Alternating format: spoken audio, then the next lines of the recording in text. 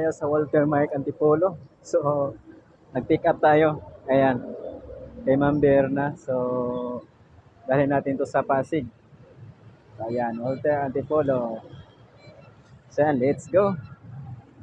Medyo maulan pa naman ngayon.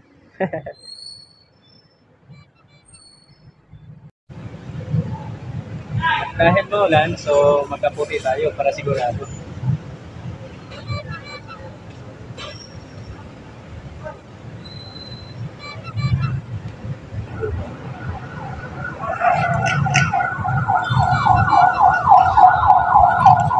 Okay na.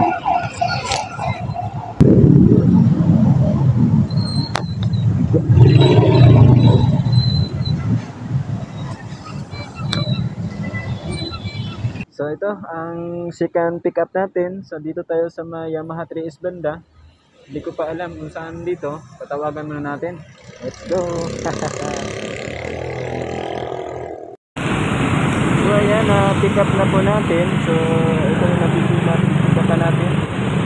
Ayan.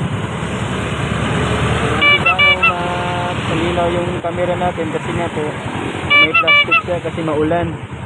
So ang lakas kasi ng ulan ngayon, lalo na Baguio. Kaya